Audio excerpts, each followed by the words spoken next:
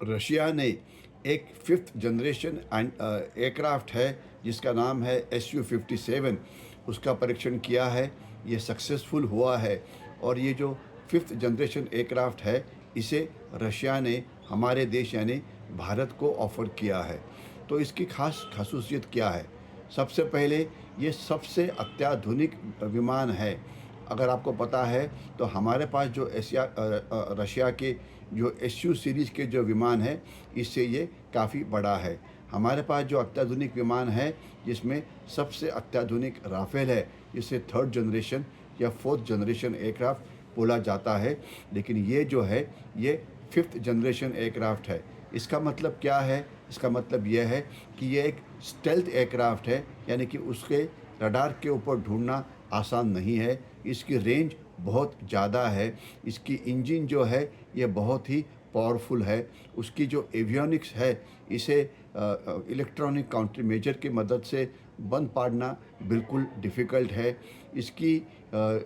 इसके अंदर अलग-अलग प्रकार के वेपन्स इस्तेमाल किए जा सकते हैं, यानी कि मिसाइल्स है, एंटी एयरक्राफ्ट गन्स है, PGM यानी कि प्रिसिजन गाइडेड एम्यूनेशन है वगैरह। और ये इसका जो इंजन है ये जो इंजन बहुत उसका नाम प्रोडक्ट 177 है। ये भी एक बहुत पावरफुल इंजन है। आपको पता है कि अभी हमारा जो देश है अभी हम तेजस मार्क 1 को इंडक्ट कर रहे हैं, जो रिप्लेस करेगा मिक्स सीरीज़ के विमानों को। तेजस मार्क 1 ए जो नाम का जो विमान है ये रिप्लेस करेगा मिराज और जगुआर को।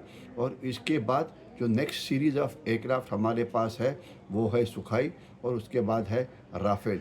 तो इसके बाद का जो फिफ्थ जनरेशन एयरक्राफ्ट है इसके अंदर SU-57 का इम्पोर्टेंस ये काफ़ी अच्छा हो सकता है।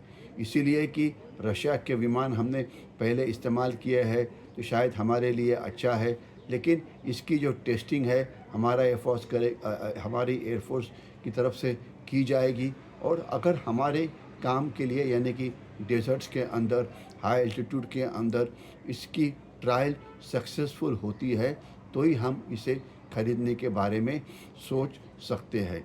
देखा ये जाता है कि इसका जो टेक्नोलॉजी ट्रांसफ़र है उसके लिए रशिया तैयार है, उसका जो सोर्स कोड है वो देने के लिए रशिया तैयार है। यानी कि अभी हमारे पास दो ऑप्शंस है, या तो ये विमान SU-57 आप लीजिए रशिया से, या दूसरा फ्रांस से, जैसे कि उनका राफेल का जो नेक्स्ट सीरीज़ है वो ले ले, या यूरोप यूनियन का यूरो फाइटर नाम का विमान है उसे देख ले। तो रशिया के विमान इसलिए कि हमने इसको पहले इस्तेमाल किया है, इसलिए इसको आगे चलाना हमारे लिए ज़्यादा अच्छी बात होगी।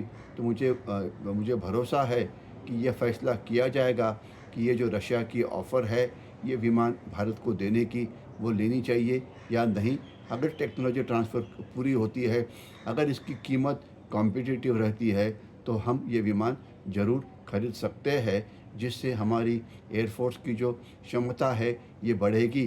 क्योंकि ये एक अष्टपहलु विमान है, ये इंटरसेप्टर है, ये फाइटर एयरक्राफ्ट है, ये बॉम्बर है, ये एयर टू एयर फाइटिंग भी कर सकता है। तो इस विमान से ज़रूर हमारी क्षमता बढ़ेगी अगर हमारी एयरफोर्स इसे एक्सेप्ट करती है तो।